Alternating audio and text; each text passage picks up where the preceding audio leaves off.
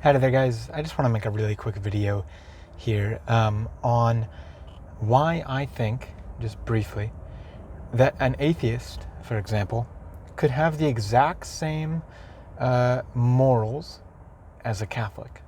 Now, the only exceptions to that would be morals involving God. So, the first commandment and the second commandment, I believe it would be. So like an atheist wouldn't be obliged to worship God on Sundays via like a natural or merely philosophical reasoning. And he wouldn't be obligated to love God by this kind of argument either.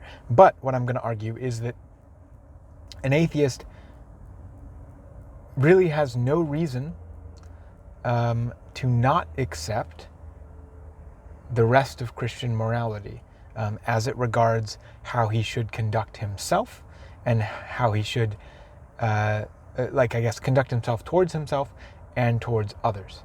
All right.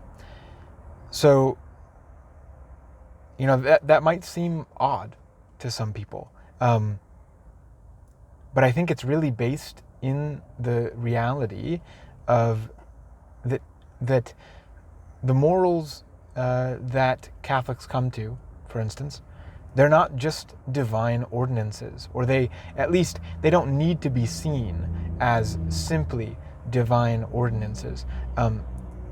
There are reasons for those aspects of morality that are inherent in nature. Okay, they are inherent in nature, and I've made this argument a lot in a number of past videos and audio podcasts.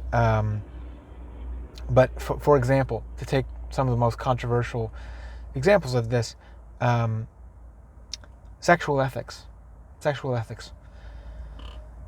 How could I argue to an atheist that they should live as a Christian regarding sexual ethics or sexual morality? Okay, and for the purpose of this video, I'm using the terms ethics and morality synonymously. Okay,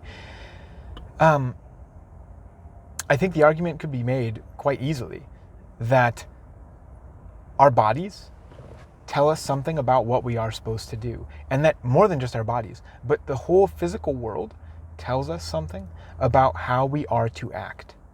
All right, and what the purpose of particularly our bodies are in relation to one another, and also in relation to other things around us. Okay, so for example, with the example of sexual morals or ethics,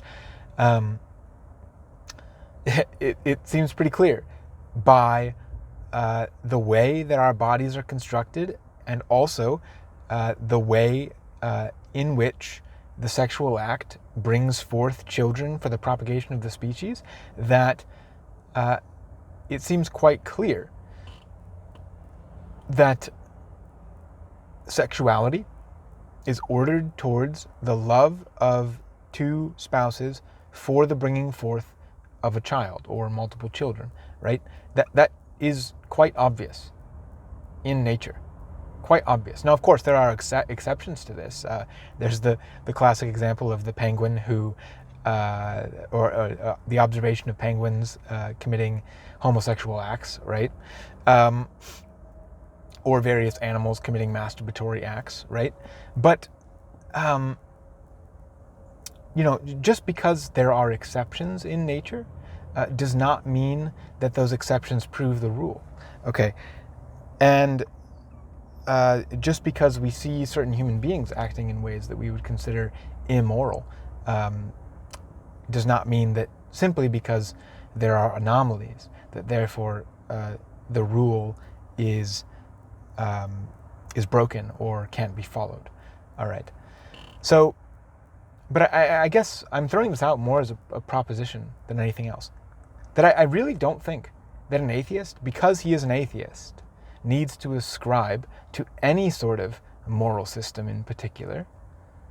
I don't think he needs to have secular morals. He's completely free to have Christian morals. And if a Christian can convince him that their moral system is rooted in reality more than other systems are, then I think that that the atheist may be obliged, or at least drawn towards Christian morality over other types of morality. And I think the heart of Christian morality is two things. It's as I said before, we look at the physical world around us and at our own physicality to indicate to us what the right thing to do in a certain situation is. And this becomes very apparent with sexual ethics, I think, as I mentioned. So we look to the world around us, but then why is it that looking to the world around us tells us anything about what we are or what we do? Well, that is because Christian morality is rooted in a metaphysical, realist paradigm.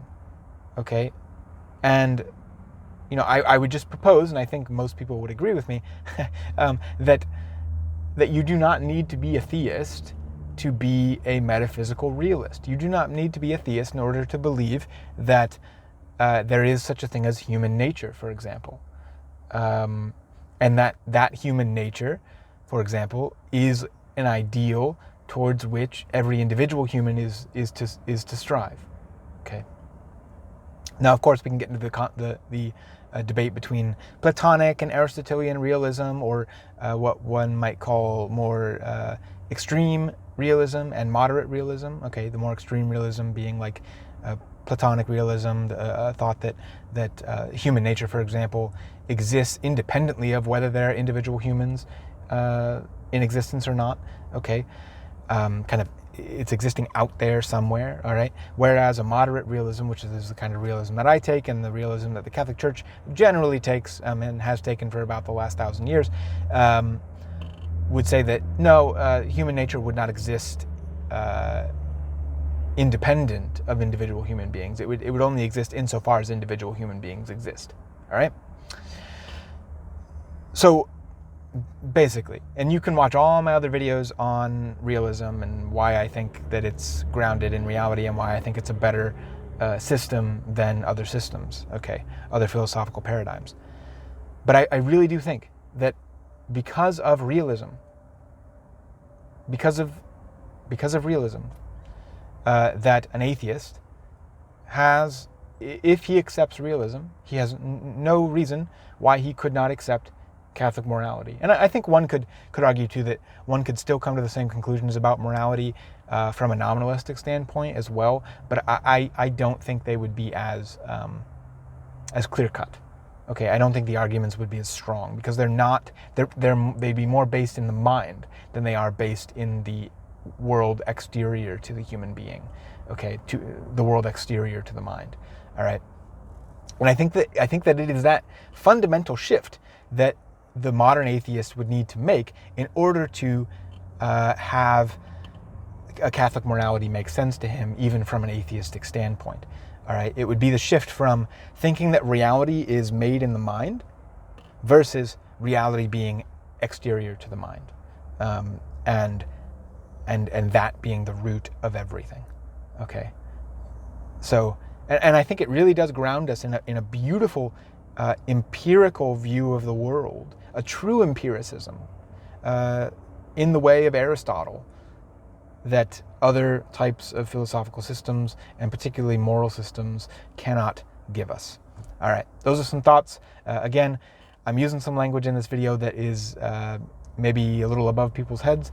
Feel free to look back at any of my playlists on philosophy or on nominalism and realism and try to get more context there. But for the sake of a shorter video, I don't want to go into all of it and try to hash it all out when I've done that in other places. All right, thanks. God bless.